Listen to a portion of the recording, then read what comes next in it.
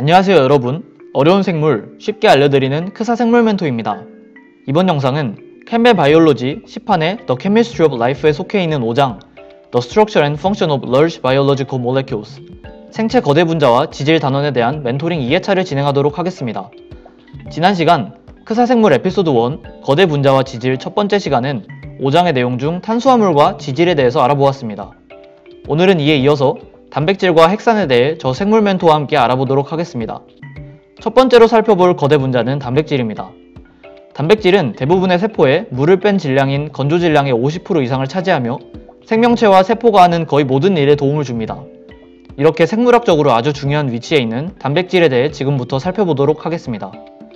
단백질은 체내에서 굉장히 다양한 일을 하는 분자입니다. 단백질은 수행하는 일에 따라 크게 8가지로 분류될 수 있는데 화학 반응을 촉진하는 효소 단백질, 에너지를 저장하는 저장 단백질, 생물체의 활성을 조정하는 호르몬, 근육 등에서 일을 하는 수축과 운동 단백질, 항체와 같은 방어 기능을 하는 방어 단백질, 물질을 운동하는 운반하는 수송 단백질, 물질을 인식하는 수용체 단백질, 마지막으로 구조를 제공하고 지지의 역할을 하는 구조 단백질로 나눌 수 있습니다. 이렇게 다양한 종류가 있는 단백질은 모두 아미노산이라고 하는 모노머로 구성되어 있습니다.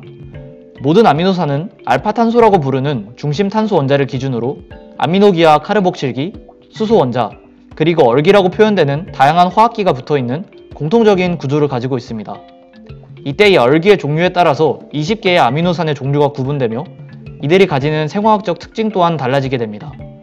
대표적으로 산소와 수소, 그리고 예외적으로 황 분자만으로 이루어진 얼기를 가지는 글리신, 알라닌, 발린, 루신, 아이소류신, 메티오닌, 페닐알라닌, 트립토판, 프롤린은 소수성을 띤 얼기를 가진 아미노산이라고 해서 하이드로포빅 아미노 애시드로 분리됩니다.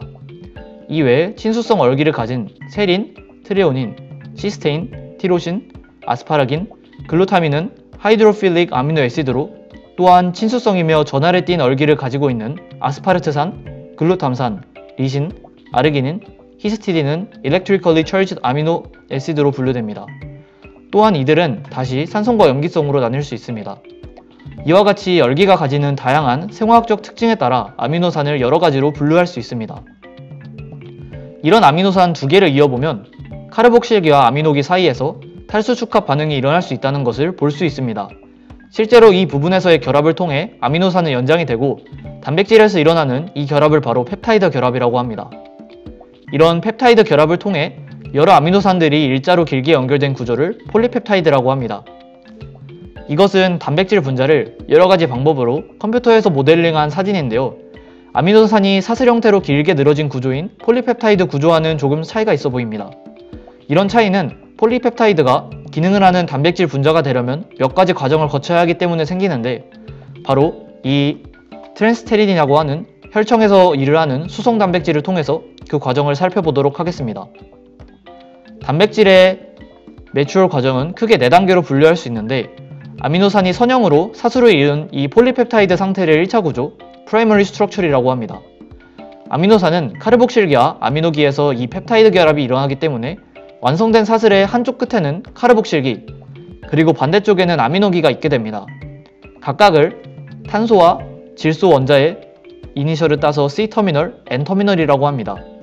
그림에서 보이는 트랜스티레닌의 1차 구조의 C터미널을 보게 되면 총 127개의 아미노산으로 이루어진 구조라는 것을 볼 수 있는데요.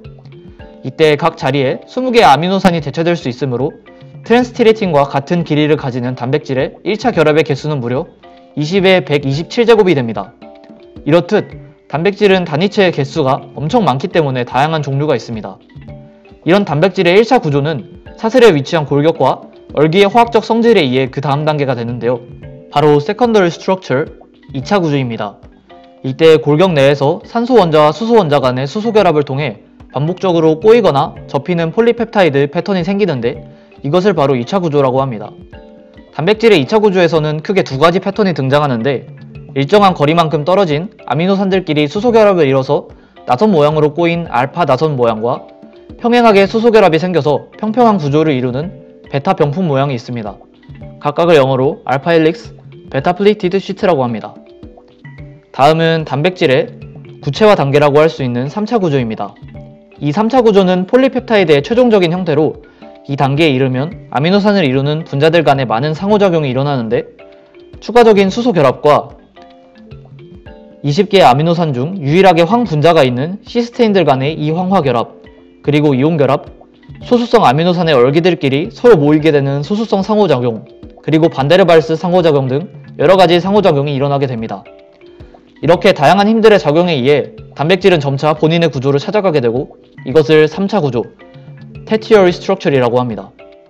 4차 구조의 경우 일부 단백질에서만 일어나는데 2개 이상의 폴리펩타이드 사슬이 만든 3차 구조가 모여서 총체적인 단백질 구조를 이루는 것이며 이때에도 3차 구조에서와 마찬가지로 여러가지 힘이 작용합니다. 예시로 살펴보는 트랜스티레틴 또한 4개의 폴리펩타이드가 모여 완성된 fully functional한 단백질을 이룹니다. 그 외에도 콜라겐의 경우 3개의 동일한 폴리펩타이드 나선들이 서로 꼬여서 구조를 이루고 혈액에서 산소를 운반하는 헤모글로빈의 경우 2개의 알파 사슬과 2배의 베타 사슬, 이렇게 총 4개의 폴리펩타이드 소단위체로 구성되어 있습니다. 이때 헤모글로빈을 이루는 아미노산 사슬 중 6번째 글루탐산이 발린으로 바뀔 경우 단 하나의 아미노산이 바뀌었음에도 적혈구의 모양이 비정상적으로 변하는 남모양 적혈구 빈혈증, 영어로는 시클셀 디시즈를 일으키게 됩니다. 그 이유는 친수성 아미노산이었던 글루탐산이 소수성인 발린으로 바뀌게 되어 물로 구성된 혈액 속에서 적혈구가 그 구조를 유지하지 못하고 난모양으로 뒤틀리기 때문인데요. 이를 통해 처음 아미노산의 배열이 이후의 단백질의 구조에 굉장히 큰 영향을 끼친다는 것을 알 수 있습니다. 이런 단백질은 pH, 염도, 온도, 혹은 외부 물질이 소수성 물질로 바뀌는 등의 외부의 조성 등의 변화가 일어나면 이에 의해 구조가 바뀌는 변성, 영어로는 디내추레이션을 겪게 됩니다. 대표적으로는 날계란이 열에 의해 변성되어 만들어지는 계란 후라이 등이 있습니다. 변성이 일어나는 이유는 다양한 원인에 의해 단백질의 구조를 유지하는 수소결합, 이온결합, 이황화 결합들이 깨지기 때문입니다. 때문에 약한 변성이 일어났을 때는 결합들이 약하게 깨지기 때문에 변성을 일으키는 요인을 제거하면 단백질이 다시 복원될 수 있지만 계란 후라이를 찬 곳에 두면 날계란이 되지 않듯이 너무 많은 변성이 일어날 경우 단백질을 되돌리지 못합니다. 세포 내에서 단백질이 만들어질 때는 이런 변성이 일어나지 않도록 단백질을 위험 요소가 있는 외부와 차단시켜주는 바로 이 샤페로닌이라고 하는 분자에서 단백질의 형성이 이루어집니다. 이 샤페로닌은 뚜껑과 속이 빈 원통 모양으로 이루어져서 뚜껑이 열리면 원통 내부의 구조 속으로 폴딩이 이루어지지 않은 폴리펩타이드가 들어가게 되고 내부에 이제 단백질의 폴딩에 굉장히 좋은 환경에서 단백질의 제대로 된 폴딩이 이루어진 후 단백질은 샤페로닌을 떠나게 됩니다. 이때 말하는 폴딩은 단백질이 과정을 거치며 구조를 잡아가는 1차에서 3차, 4차 구조로 바뀌어가는 과정을 뜻합니다. 이렇게 형성된 단백질은 아까 말씀드렸듯이 세포와 인체 내에서 다양한 생물학적 기능들을 수행하게 됩니다. 이렇게 단백질에 대해 알아보았는데요. 다음에는 생물 멘토와 함께 유전 정보를 저장하는 핵산에 대해 알아보도록 하겠습니다. 우리가 많이 들어본 DNA라고 하는 것 또한 이 핵산에 포함되는데요. 이 핵산은 생물체에서 단백질에 대한 정보를 저장함으로써 유전 정보를 담아놓은 거대 분자입니다. 이 화면은 핵이 있는 세포인 진핵세포에서 핵산인 DNA에 저장한 단백질의 정보를 토대로 단백질을 만드는 과정인데요. 핵에 존재하는 DNA에서 원하는 부분에 복사본이라고 할 수 있는 메신저 RNA, mRNA를 통해 정보를 핵 바깥인 세포질로 가지고 나와서 아미노산을 이어서 단백질을 만드는 리보솜이라고 하는 효소를 통해 단백질을 만드는 모식도입니다. 이제 이러한 과정을 통틀어서 유전자 발현, 진 익스프레션이라고 합니다. 이처럼 핵산은 세포의 작동 원리에 대한 설계도면 같은 역할을 하게 되는데요. 이런 핵산은 폴리뉴클레오타이드라고 하는 중합체입니다. 이름에서 알 수 있듯이 핵산은 뉴클레오타이드라고 하는 단위체로 이루어졌는데요. 이 뉴클레오타이드는 고리형 5탄당과 이것의 5번 탄소에 붙은 인상기, 그리고 이것의 1번 탄소에 붙은 질소성 염기, 니트로제누스 베이스로 이루어져 있습니다. 이때 이 5탄당의 경우 2번 탄소에 H와 OH가 붙어있다면 리보오즈, H와 H가 붙어있다면 리보오즈에 비해 산소 원자가 하나가 없다 해서 디옥시리보오즈라고 합니다. DNA는 이 디옥시리보오즈로, RNA는 리보오즈로 단위체가 구성되어 있습니다.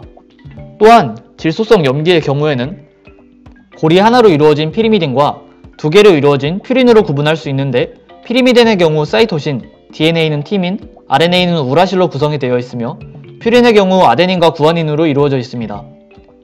이들은 5탄당의 3번 탄소의 OH와 5번 프라임의 인상기의 산소 원자 사이에서 탈수축합 반응을 일으켜 기다란 사슬 모양의 단인상 골격을 구성하게 됩니다.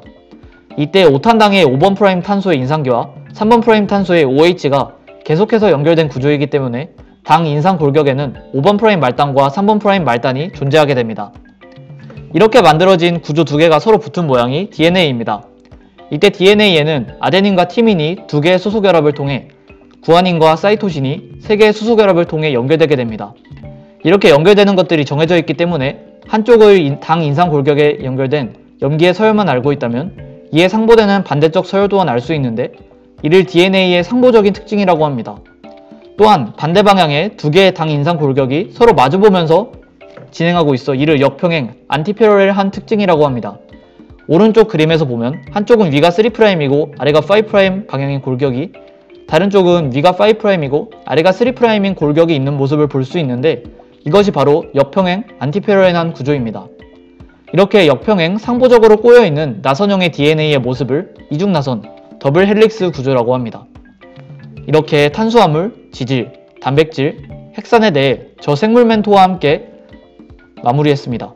다음 영상은 두 번째 유닛, 더 셀에 해당하는 6단원, A Tour to the Cell, 한국어로는 에너지와 생명체에 대한 멘토링으로 찾아뵙겠습니다. 이상 쉽고 빠르게 생물을 알려드리는 생물 멘토였습니다. 다음 강의에서 또 봐요.